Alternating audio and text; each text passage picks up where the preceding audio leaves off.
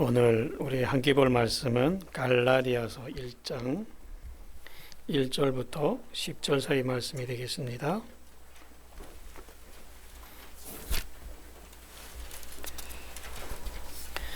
갈라디아서 1장 1절부터 10절 사이 말씀 우리 다 같이 봉독하겠습니다. 다 같이 시작. 사람들에게서 난 것도 아니요 사람으로 말미암은 것도 아니요 오직 예수 그리스도와 그를 죽은 자 가운데서 살리신 하나님 아버지로 말미암아 사도된 바울은 함께 있는 모든 형제와 더불어 갈라디아 여러 교회들에게 우리 하나님 아버지와 주 예수 그리스도로부터 은혜와 평강이 있기를 원하노라. 그리스도께서 하나님 곧 우리 아버지의 뜻을 따라 이 악한 세대에서 우리를 건지시려고 우리 죄를 대속하기 위하여 자기 몸을 주셨으니 영광이 그에게 세세토록 있을지어다. 아멘. 그리스도의 은혜로 너희를 부르신 이를 이같이 속히 떠나 다른 복음을 따르는 것을 내가 이상하게 여기노라. 다른 복음은 없나니 다만 어떤 사람들이 너희를 교란하여 그리스도의 복음을 변하게 하려 함이라. 그러나 우리나 혹은 하늘로부터 온 천사라도 우리가 너희에게 전한 복음 외에 다른 복음을 전하면 저주를 받을지어다. 우리가 전에 말하였거니와 내가 지금 다시 말하노니 만일 누구든지 너희가 받은 것 외에 다른 복음을 전하면 저주를 받을지어다. 이제 내가 사람들에게 좋게 하랴 하나님께 좋게 하랴 사람들에게 기쁨을 구하랴. 내가 지금까지 사람들의 기쁨을 구하였다면 그리스도의 종이 아니니라. 아멘. 오늘과 다음 주 2시간에 거쳐서 갈라디아서를 하겠습니다.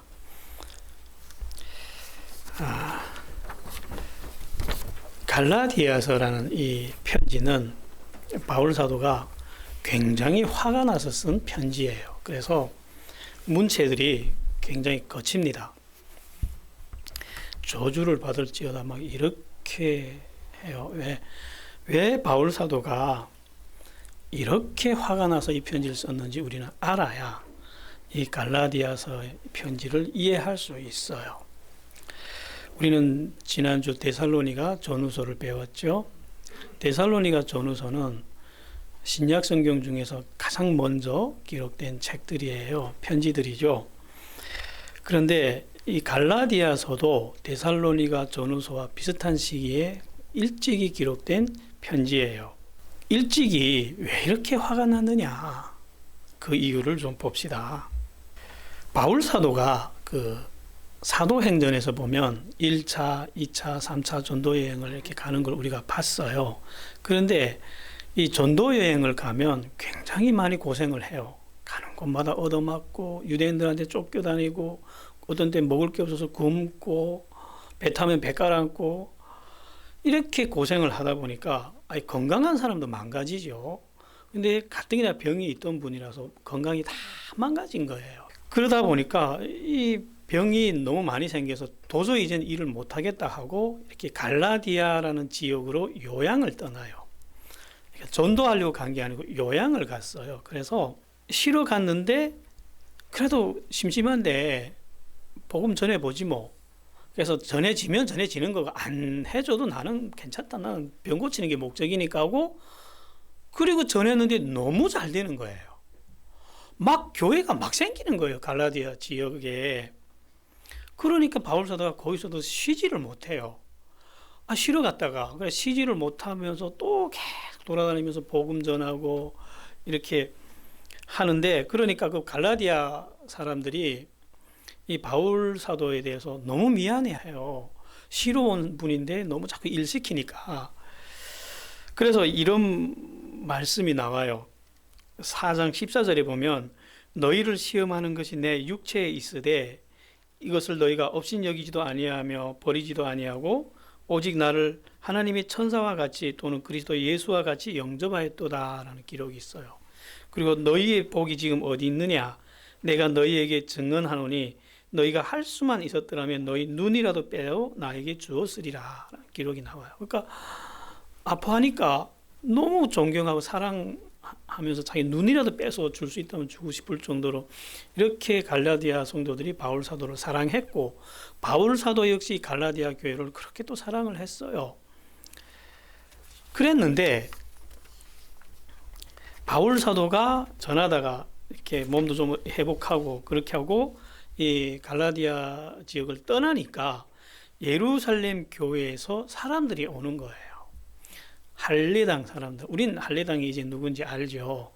그 예루살렘 교회에서 그 애먹이던 고집불통 할례당 사람들이 와서 이 소문 듣고 온 거예요. 아, 이제는 갈라디아 지역에도 교회가 생겼다더라 하면 와요. 바울 사도가 만들어 갔다 하면 와요. 그래서 와서 뭐라고 가르쳤냐면, 당신들이 구원을 받으려면 할례를 받고 유대인이 되는 절차를 밟아서 그 다음에 예수를 믿어야 된다. 그렇게 믿어야 구원을 받을 수 있다. 이렇게 가르치는 거예요. 그러니까 율법도 지키고, 할례를 행하란 말은 무슨 말이냐면 율법을 지키라는 말이에요. 이제부터 율법도 지키고 예수도 믿어라, 이 말이에요.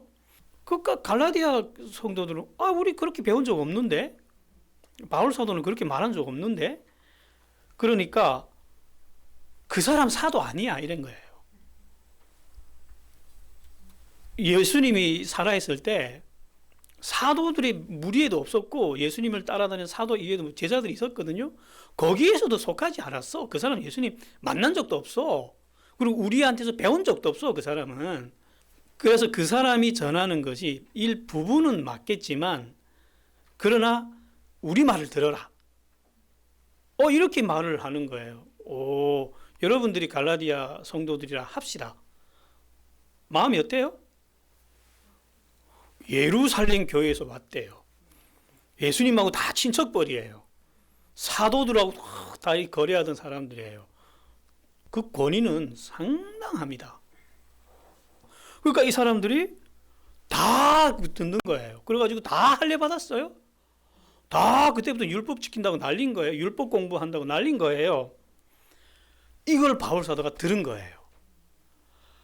그러니까 너무너무 화가 나는 거예요. 지금 복음의 핵심 본질이 흐려진 거예요.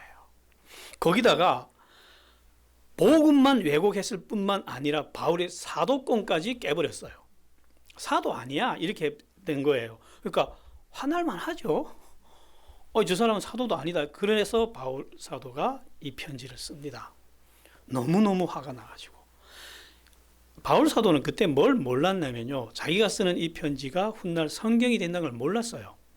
그걸 알았더라면 이 정도로 이렇게 글을 험하게는 안 쓰는데, 그냥 있는 감정 그대로 다 쓰는 거예요. 그래서 우리가 좀 거칠다 하지 말고 좀 거칠어도 무슨 내용을 썼는지가 중요하잖아요. 그래서 1장 들어갈게요. 그래서 첫 머리가 이래요. 사람들에게서 난 것도 아니요, 사람으로 말미암은 것도 아니요, 오직 예수 그리스도와 그를 죽은 자 가운데 살리신 하나님 아버지로 말미암아 사도된 바울은, 이렇게 시작해요. 이해되죠? 왜 이렇게 쓰는지. 나는 내가 사도가 된 거는 누구처럼 사도들이 안수해서 사도된 거 아니야. 나는 직접 예수 그리스도와 하나님께서 나를 사도로 삼아서 난 사도된 사람이야. 그런 내가 이제 너희들한테 편지를 쓰는 거야 하고 화났어요, 안 났어요 지금? 이게 왜 안 어울리는 말이냐면요, 바울 사도는 태생부터 귀족 출신이에요, 이 사람이. 그래서 굉장히 예의를 중시하는 사람이에요. 그래서 바울 사도가 쓴 편지들 보면 앞머리 인사가 굉장히 정중하고 길어요. 그리고 본론을 들어가요. 근데 이거는 시작부터 나 사람 때문에, 사람에 의해서 사도된 거 아니라고, 그리고 막 삿대질 하듯이 이렇게 편지를 쓰기 시작하는 거죠. 그리고 밑에 평강이 있을지어다 하고 그 다음에 인사를 좀 간단히 해버리고 6절부터 바로 본론에 들어가는데 욕부터 시작합니다. 어떻게 욕하냐면, 너희가 이렇게 빨리 그리스도를 떠나서 다른 복음을 따라가는 것에 대해 나는 정말 놀랐다. 아니, 내가 너희들한테 복음을 가르친 지 얼마나 됐다고 벌써부터 다른 복음을 한테 그렇게 홀랑 넘어가냐? 그가 누구이든지, 뭐 예루살렘에서 온 사람이든지 예수님이 친척이든지 전사라 하든지 다른 복음을 전하는 받는다면 그는 저주를 받을지어다. 이 처음부터 이렇게 시작해요. 무섭죠. 그러면 무슨 복음을 전했길래 바울 사도가 이 정도로 화가 나서 이렇게 막 저주를 내리면서 편지를 쓰느냐는 거예요. 그래서 먼저 무엇을 설명을 하냐면 자기의 사도권부터 증명을 해요. 왜? 바울 사도가 지금 사도가 아니라고 생각하잖아요. 만약 바울 사도가 아니라고 평가되면 바울이 전한 복음도 인정 못 받아요. 그래서 내가 왜 사도인지, 어떻게 사도가 됐는지부터 차근차근 설명하기 시작합니다. 정말 기분 나쁜 설명이죠. 자기는 당당하게 사도 맞는데 또 검증을 해야 되니까. 그래서 이렇게 써요. 그 사람들이 내가 그들에게 배운 적이 없다고 하는데 그래 맞다. 나 그 사람들한테 배운 적 없다. 왜냐? 난 예수님으로부터 직접 계시를 받았다고. 만약 사람들한테 배웠다면 사도 맞아요? 사도 아니죠. 내가 사도인 이유는 예수님으로부터 직접 계시를 받았기 때문에 난 사도야. 그러니까 그 사람들한테 배울 이유가 있어요? 없어요? 없어. 이렇게 주장하는 거예요. 그러면 이 바울이라는 분이 예수님 만난 적도 없는데 언제 예수님한테서 이 계시를 받았냐 하는 거예요. 이거 해명해야 되잖아요. 그래서 이렇게 해명을 합니다. 당신들도 알지 않느냐. 내가 옛날에 유대교회에 있을 때는 하나님의 교회를 예수 믿는 사람들을 몹시 핍박했고 첫 순교 스데반은 돌로 내가 때려 죽였다. 그랬던 사람이 나였다. 어떤 누구보다 더 유대교의 열성이었고 적극적이었는데 그런 나를 하나님이 선택했는데 어머니의 태중에서부터 나를 선택했다. 여기서는 이렇게 바울 사도가 골로새서를 쓰기 전이니까 어머니의 태중에서부터 나를 선택했다 이렇게 써요. 후에 가면 창세 때부터 선택했다는 걸 깨닫습니다. 그래서 여기서는 이렇게 써요. 어머니의 태부터 나를 선택했던 그분이 나에게 나타났는데 내 안에서 자기를 나타내 보이셨다는 거예요. 어떻게 만났다고요? 자기 안에서 자기는 하나님을 만났대요. 예수님을 만났대요. 그래서 나는 그렇게 하나님을 만났기 때문에 사람들하고 의논하지도 않고 나보다 먼저 된 사도들한테 찾아가지도 않고 예루살렘에도 가지도 않고 곧장 아라비아로 갔대요. 아라비아로 갔다가 3년 뒤 베드로를 만나려고 예루살렘으로 올라가서 15일 동안 그 사람하고 같이 지냈고 주님의 사도들 가운데 야고보 외에는 만난 거 없다. 그리고 누구도 안 만났다. 그 후에 나는 예루살렘을 떠나서 다른 곳으로 갔기 때문에 그 사람들하고 나 만나지 못한 거 맞다. 그러니까 그 사람들이 그 바울 사도를 비판했던 거 조목조목 지금 논증을 하는 거예요. 그래서 내가 그렇게 두 사람만 만나고 갔기 때문에 유대교에 있는 누구도 못 만났는데 그래서 잘 알려지지 않았다 내가. 그러나 유대에 있는 모든 교회들에서 내가 옛날에 기독교를 핍박하던 바울이 이제는 발랑 뒤집어져 가지고 오히려 예수 전하는 사람이 됐다는 소문은 다 들었다는 거예요. 소문만 들어서 그들은 나를 알고 있다. 그러니까 나는 그 사람들을 모르는 게 당연하다는 거예요. 또 내가 그 사람들을 알아야 될 이유조차 없다는 거예요. 좀 설명이 되죠? 왜 모르는지. 그 후에 14년이 지나간 다음에 나는 바나바와 디도를 데리고 다시 예루살렘으로 갔습니다. 왜 갔느냐? 이방인들에게 복음을 전하다가 다시 예루살렘 교회에 가서 자기가 전한 복음을 그 예루살렘에 있는 사도들한테 제시를 하려고. 왜 제시해야만 하냐면 지금 서로 다른 시점에 서로 다른 방법으로 배웠잖아요. 사도들은 예수님이 살아있을 때 직접 그분하고 살면서 배웠고 바울은 자기 안에 나타난 예수님한테 다른 시점에 다른 방법으로 배웠잖아요. 그러면 이 복음이 같은지 다른지는 서로 검증을 해야 되잖아요. 그래서 그걸 검증하기 위해서 예루살렘으로 갔다는 거예요. 배우러 간 게 아니고 이게 네가 받은 거하고 내가 받은 게 옳은지 확인하려고 갔는데 거기서 전혀 다르지 않다는 것을 서로 확인을 했다는 거예요. 그때 나하고 누가 같이 있으면 디도가 같이 있었대요. 이 바울 사도의 제자인 디도가. 그때 디도는 이방인이었기 때문에 할례를 안 받은 상태에서 거기 가 있었는데 그때 사도들하고 같이 만나고 거기 할례당이라는 사람들하고도 같이 예배도 드리고 뭣도 하고 밥도 먹고 모든 걸 다 똑같이 했다는 거예요. 근데 그때는 그 사람들이 이 디도한테 너 할례도 안 한 것이 어떻게 우리하고 예배를 드릴 수 있어? 할례해 하고 말 한마디 못했다는 거예요. 이게 요 말을 좀 이해하려면 배경을 좀 알아야 돼요. 요거 왜 이 말을 지금 바울 사도가 이 기록을 했냐면 사도행전 15장에 있는 내용이에요. 여기. 그래서 우리가 배경을 알기 위해서 사도행전을 배웠거든요. 사도행전 15장에 보면 이런 이야기가 우리가 들었던 기억이 날 거예요. 바울과 바나바가 1차 전도 여행을 떠나죠. 그때 안디옥 교회에서 파송을 받아서 떠나요. 그래서 1차 전도 여행을 다 하고 돌아와 봤더니 그 몇 년 동안 그렇게 고생 많이 하고 돌아와서 이제 쉬려고 왔는데 안디옥 교회가 발랑 뒤집어진 거예요. 또 예루살렘 교회에 있던 할례당 사람들이 와서 할례를 받아 율법도 지키고 예수도 믿어야 돼 하고 하니까 안디옥 교회 사람들이 다 그렇게 믿고 있는 거예요. 그러니까 바울 사도 바나바가 아니야 그건 아니야 하고 아무리 그런데 이 바울 사도 말 안 들어요. 왜 안 듣느냐? 권위가 아직은 없거든요. 왜?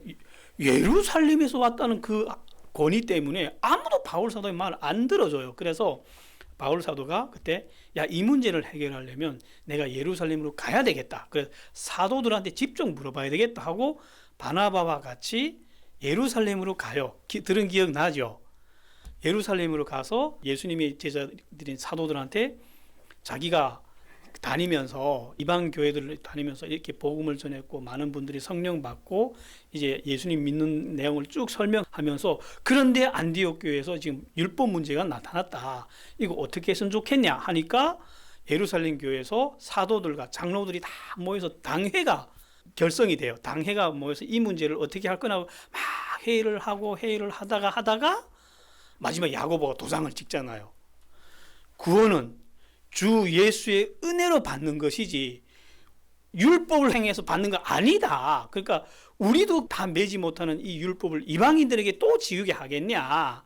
그거 취하라. 이제 율법은 행하지 않아도 된다 하고 당회에서 이걸 결의를 했어요. 이렇게 결의를 한 다음에 이 바울과 바나바한테 이 내용을 편지를 써서 안디옥 교회로 보내요. 그때 안디옥 교회와 예루살렘 교회는 거리가 진짜 멀죠. 저기 안디옥 교회는 저 심양에 있다면 이 예루살렘은 여기 서울쯤 되는 그 거리예요. 그러니까 거기다가 편지를 써 우리 당회에서 이렇게 결정했으니까 바울 사도의 말을 들으세요 하고 보냈는데 이 편지도 안 믿을까 봐 사람까지도 파송을 해요. 유다와 실라라는 자기들이 신실한 사람 그래서 힘주라고. 그래서 와서 안디옥 교회에 와서 이 문제가 해결이 됐어요.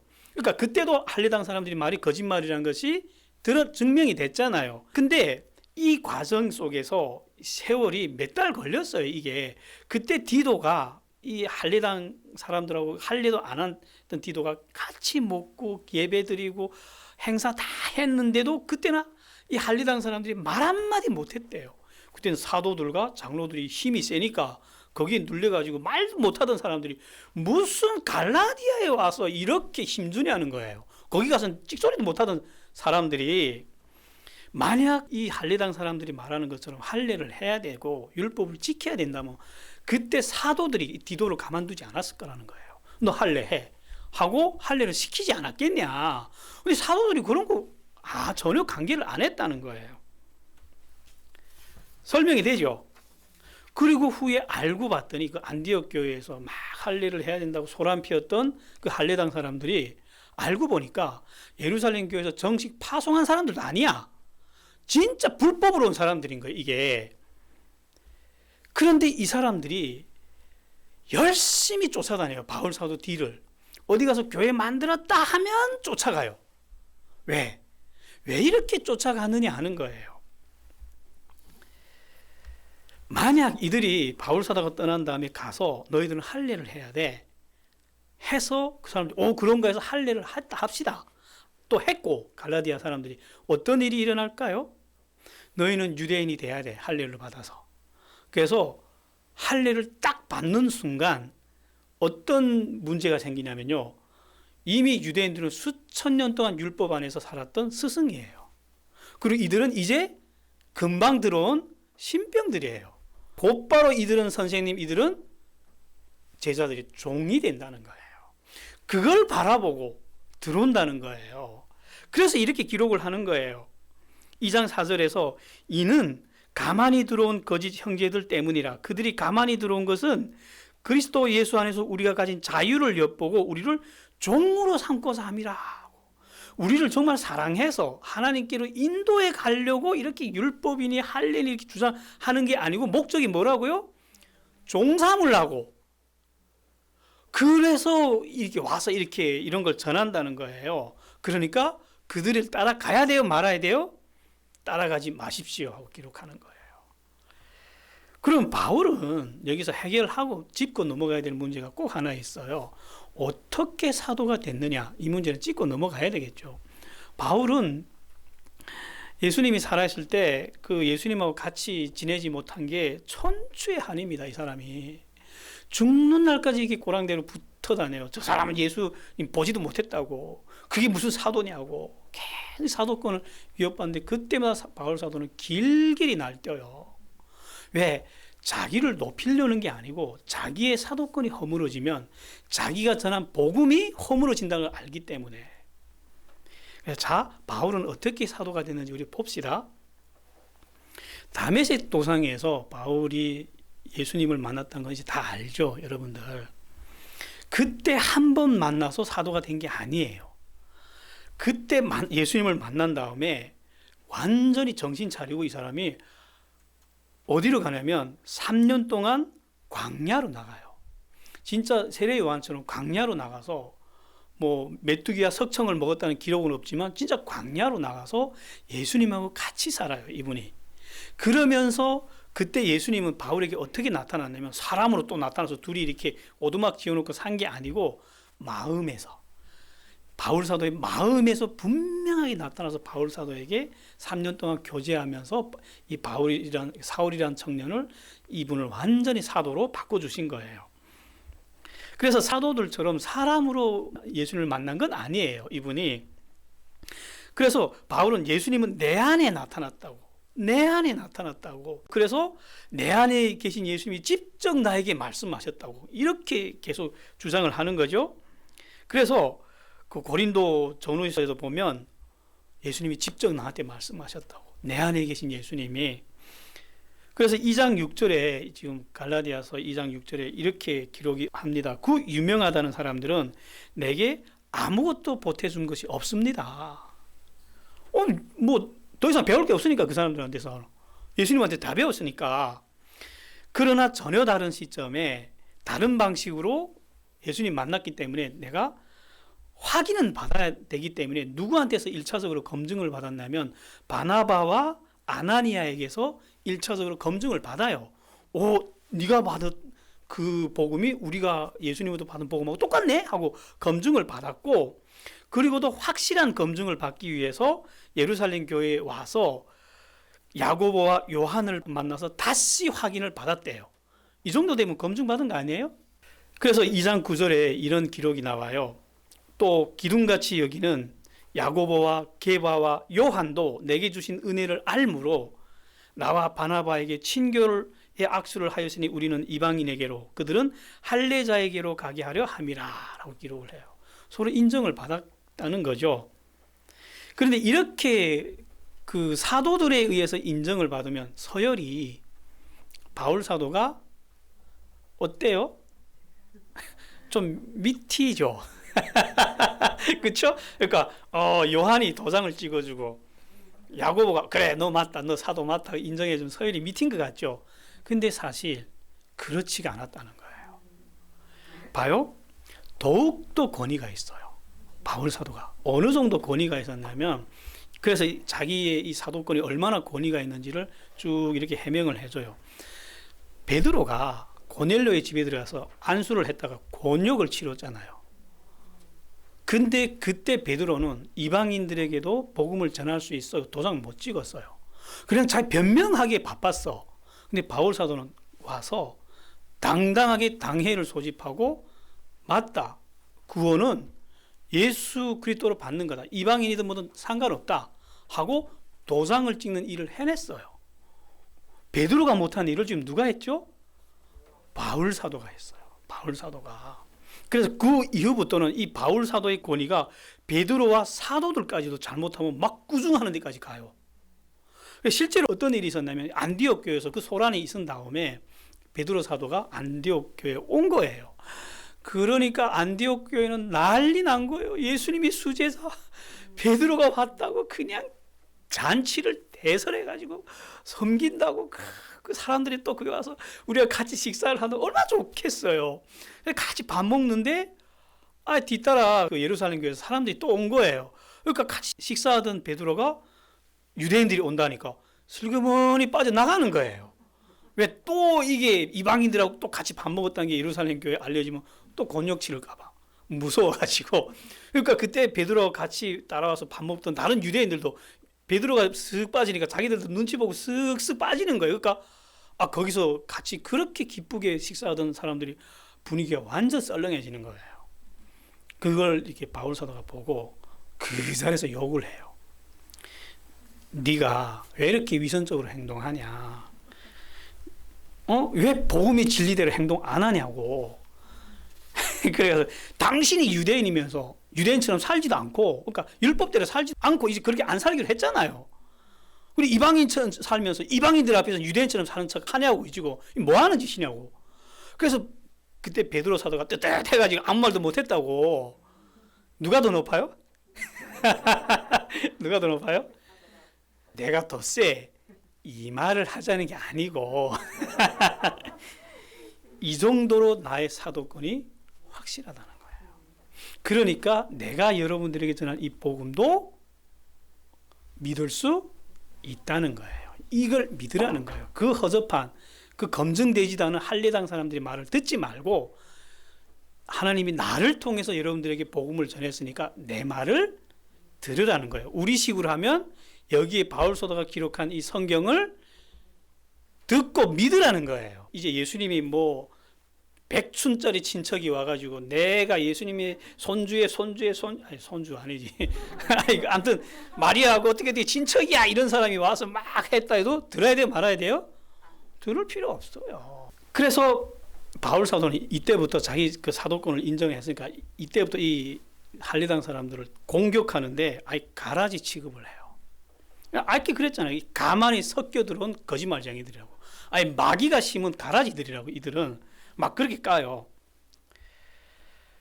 그러면서 다시 율법에 대해서 설명합니다. 이 할례당 사람들이 와서 율법 지키라고 이렇게 하니까 율법에 대해서 다시 이제는 순서가 거기니까 왜 율법을 지키지 말아야 되는지를 가르칩니다. 그래서 이렇게 가르쳐요. 만약 우리가 유대인이었다. 유대인 중에서 나는 정말 율법에 목숨을 걸었던 사람이다. 그런데 정말 율법으로 우리가 거룩해지고 의로워진다면 뭐하러 또 예수를 믿냐고. 율법도 무거워 죽겠는데 예수란 짐을 또 지냐고 거기. 그러나 나는 이 율법으로는 사람이 이렇게 의롭다고 하나님 앞에 인정받을 수 없다는 걸 깨달았기 때문에 율법은 버렸다는 거예요. 그래서 난 이제부터 예수를 믿는다는 거예요. 정말 믿음으로 의롭게 되는 거는 예수를 믿는 것밖에 없기 때문에 여러분들도 이제 그 율법을 믿지 마세요. 할례하지 마세요. 율법 따라가지 마세요. 그러면서 내가 얼마나 지금 변했는지 볼래요? 옛날에 나는 율법 때문에 스데반까지 때려 죽였던 사람인데, 그렇게 충성했던 사람인데 예수 만난 그 순간 옛날에 나는 죽었다는 거예요. 십자가에서 죽었대요. 지금 살아서도 여러분들한테 말하고 행동하는 나는 옛날에 내 아니래요. 그럼 넌 누군데? 그럼 내 안에 살아계신 예수 그리스도라고. 옛날에 나는 예수님하고 십자가에 진짜로 죽었고, 왜 자기가 예수 그리스도라고 이렇게 주장을 하냐면 바울 사도가 경험을 했어요. 언제 경험했냐? 다메섹 도상에서 예수님이 바울 사도한테 빛으로 임할 때 바울 사도가 물어요. 너무 놀래가지고 누구십니까? 주여 당신 누구십니까? 하니까 예수님 나는 예수다 이렇게 대답 안 해요. 네가 핍박하는 기독교인들이 나라고, 네가 핍박하는 예수다 이래요. 지금 바울 사도는 기독교인들을 핍박하러 가는데 네가 핍박하는 사람이 나다 이러는 거예요. 그때 바울 사도가 기독교인들에게서 나타나는 저 성품과 인격은 예수라는 걸 그때 예수님한테 들었기 때문에 자기에게 나타난 이 옛날에 없던 나. 옛날에 사울은 이런 사람 아니었잖아요. 전혀 다른 이 나는 누구냐? 예수 그리스도라는 걸 알고 이 분이 예수라고. 근데 왜 이런 말을 하느냐? 나는 이렇게 이제 예수로만 살기 때문에 이제 율법은 필요하다 없다? 필요 없다고. 정말 율법으로 우리가 구원받을 수 있다면 예수님이 뭐하러 십자가에 달려 죽으시냐고. 우리가 그 율법으로 하도 되는데 쓸데없이 죽는 거나 같잖아요. 그래서 할례당 사람들이 이 율법을 주장하는 이단성이 여기에 있어요. 만약 그들이 그 복음을 받아들이면, 다른 복음을 받아들이면 사실 예수는 필요 없어져요. 그러니까 율법도 있어야 되고 예수도 구원받는 걸 받아들이는 순간 우리는 어떻게 되는지 아세요? 구원은 은혜가 아닙니다. 뭐가 되죠? 내 공로가 돼요. 내 노력과 내 열심과 내 의로움으로 하나님한테서 어느 정도 지분이 있다는 거예요. 이걸 보고 뭐라 하냐면 가인이 걸어갔던 길이라 그래요. 가인과 아벨이 이렇게 나왔잖아요. 하나님은 아벨은 하나님이 만들어준 길, 너 이 양을 가지고 제사해라. 그러면 내가 너 만나주겠다니까 그 말씀 믿고 그대로 따라 나오는데 가인은 내가 농사해서 내가 땀 흘려 농사한 이걸 가지고 나갈 거야. 이것도 하나님 기뻐하실 거야 했는데 하나님 안 받잖아요. 그런 길은 없으니까 그렇게 되는 거예요. 이게. 그래서 바울 사도가 이거는 아니라고 그렇게 길길이 날뛰면서 이들을 보고 막 가라지라고 막 저주받을지라고. 그래서 이 왜곡된 복음을 전하는 자들은 저주를 받을지어다고 막 까는 거예요. 왜 이렇게 분노하는지 좀 이제 공감이 가시죠? 그러면 우리는 이렇게 생각할 거예요. 2000년 전에 갈라디아 사람들이 두들겨 맞던 욕을 왜 우리가 들어야 되냐? 2000년 전의 문제잖아요. 그 왜 우리가 또 피곤하게 들어야 돼요? 이 최첨단 시대에 우리 문제예요. 왜 이게 우리 문제냐면 봐요. 율법은 이제 우리에게 율법주의 없어요. 걱정 마요. 우리도 율법주의에 빠질까 봐 두려워하지 마세요. 왜? 율법 자체를 모르니까 무슨 율법주의예요. 할례하라면 이게 제가 때려잡아도 할례할 사람 없을 거예요. 이거 그 아픈 걸 왜 합니까? 우리는 이럴 걱정 없는데 그때의 율법주의, 이건 영적인 문제이기 때문에 항상 인류와 같이 해요.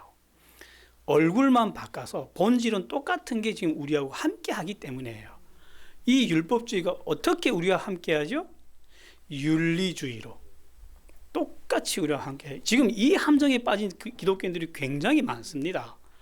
우리는 예수 믿었기 때문에 이제부터 윤리적으로도 깨끗해야 돼. 그래서 윤리 플러스 예수, 이런 신앙관을 갖고 있는 사람들이 너무너무 많아요. 똑같아요. 이 율법 플러스 예수하고 이 할례당 사람들이 주장했던 거하고 똑같습니다. 본질은. 그러다 보니까 저는 이런 성도들을 자주 만나요. 한 자매님이 제가 옛날에 부목사로 사역할 때 눈물 흘리며 저한테 찾아왔어요. 찬양의 은사를, 너무 아름다운 찬양의 은사를 받아가지고 그 큰 교회에서 찬양 리더를 하던 자매인데 눈물 뚝뚝 흘리면서 와서 이러는 거예요. 나 찬양 못 쓰겠다고 이제. 왜냐? 했더니 찬양을 하는데 자기 안에서 이런 울림이 있대요.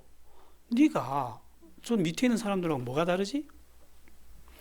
예수 안 믿는 사람들하고 네가 뭐가 다르지? 네 속은, 겉은 이렇게 꾸몄는데 네 속은 똑같이 어제 누구 시기했고 질투했고 탐욕스럽고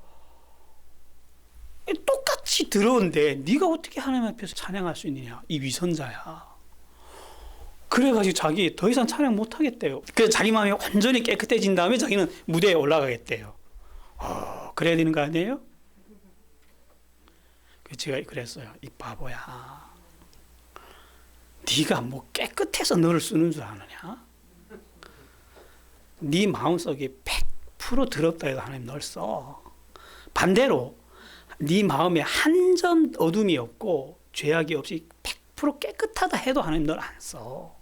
하나님이 너를 쓰는 이유는 딱 하나야. 네가 예수 믿는다는 것 때문에. 무슨 네가 선하면 얼만큼 선하고 그거 가지고 하나님 앞에 네 서겠다 그러냐? 넌 영원히 못 서. 하나님이 너를 받아주는 이유는 딱 하나밖에 없어. 네가 너를 대신해서 죽으신 예수님이 고마워하고 그분을 믿고 그분을 붙잡았기 때문에 너를 딸로 받아주신 거지. 무슨 네가 소가지가 무슨 깨끗해서 받아준 줄 알아? 그러니까 그때 해방을 얻는 거예요. 자기는 윤리적으로도 깨끗하지 못하는 것 때문에 늘 눌렸대요. 아니, 자, 기독교인들이 예수 믿고 왜 눌리냐면요, 왜 은혜 못 받고 왜 날이 갈수록 메마른 신앙생활을 하냐면, 예수 믿었기 때문에, 죄에서 우리는 구원받았기 때문에 그때부터 맹렬하게 여러분들은 어떤 싸움을 시작하냐면요, 죄와의 싸움을 시작해요. 나 이제 죄 지으면 안 돼. 그것이 경건이냐? 왜 당시 사람들도 이렇게 쉽게 이 율법주의로 끌려갔는지 아세요? 당시 그들에게는 이런 문제가 제기됐어요. 예수 믿는 건 좋다. 그렇다고 윤리적으로 들어오진다는 말은 아니잖아요. 그렇잖아요. 근데 당시 유대인들에게 율법은 윤리예요. 인간이 고상한 선한 법들이었어요. 그 법을 안 지키고 예수 믿는다면 그럼 악한 자들이 돼야 된다는 말하고 같이 들리는 거예요. 그래서 우리는 당연히 예수 믿고 세상 사람들이 기준에서 볼 때도 우리는 윤리 도덕적으로 우월해야 돼요? 하지 말아야 돼요? 우월해야 된다는 게 너무 정당해진 거예요. 그러다 보니까 당연히 우리는 윤리 도덕적으로 깨끗해지다 보니까 그 윤리와의 싸움으로 들어가다 보니까 이 율법주의가 오면 그대로 넘어지는 거예요. 저항 없이 딱 빨려 들어가는 거고, 그래 보니까 율법이 선한 거잖아요. 그래, 네 부모를 공경해야 되고, 거짓말하지 말아야 되고, 음란하지 말고, 옆집 아내 사랑하면 안 되고, 그래 당연히 오케이 나 이렇게 할 거야 하고 막 거기로 끌려가는 너무 당연한 일이었어요. 근데 우리가 받은 복음은 그런 게 아니라는 것 때문에 혼란스러워하는 거예요. 그럼 어떻게 살아야 되는데? 그럼 우리가 마음대로 또 옆집 아내 좋아하고 거짓말도 해야 되냐? 헷갈리죠? 우리 문제 아니에요? 자, 우리 오늘 이 시간 이건 짚고 넘어갑시다. 예수 믿은 순간부터 경건해지기 위해서 죄와의 싸움을 시작한 사람은 100% 깨집니다. 영원히 깨집니다. 그 사람이 갈 곳은 딱 둘 중에 하나밖에 없어요. 위선자가 되든지 예수를 떠나가든지. 이길 수 없는 전쟁을 하기 때문에 그래요. 그래서 싸우다 자기가 안 된다는 걸 깨닫는 사람은 이건 거짓부리야 하고 가버려요. 안 그런 사람들은 그런 척해요. 속에는 똑같으면서도 겉으로는 나 장로야, 나 권사야, 나 목사야 이러고 다 안 그런 척하고 위선적으로 나와요. 그러면 복음은 이런 우리에게 어떤 해답을 줄까요? 지금 기독교인들이 가장 큰 문제가 어떻게 죄를 이기냐는 거예요. 그래, 죄는 용서받았는데 앞으로 내 살 길에서 나타난 죄를 어떻게 이길 수 있느냐, 이 죄 문제를 어떻게 해결할 수 있느냐, 이 문제를 가지고 고민을 한다는 거예요. 그 문제를 갈라디아서에서 해결해 준 거예요. 여기서 해결해 주고 또 로마서에서도 또 해결해 줍니다. 그래서 갈라디아서, 로마서 이런 걸 읽지 않는다면 우리는 영원히 이 함정에서 비켜가지 못하겠죠. 그건 다음 시간에 볼게요. 그러니까 다음 시간에 꼭 들으세요. 네. 기도할게요. 하나님, 갈라디아 성도들이 빠졌던 무서운 함정, 율법주의를 배웠습니다. 우리도 그렇습니다. 하나님, 우리도 오랫동안 윤리주의라는 예수님이 다 해결해 주신 그 함정에 다시 빠져서 허우적거렸습니다. 우리는 이 갈라디아서를 온전히 배워서 참으로 죄에서 자유함을, 죄에서 해방을, 하나님이 주시는 진정한 자유를 무엇인지 깨닫고 누리는 축복된 생활을 하게 하여 주십시오. 예수님 이름으로 기도했습니다.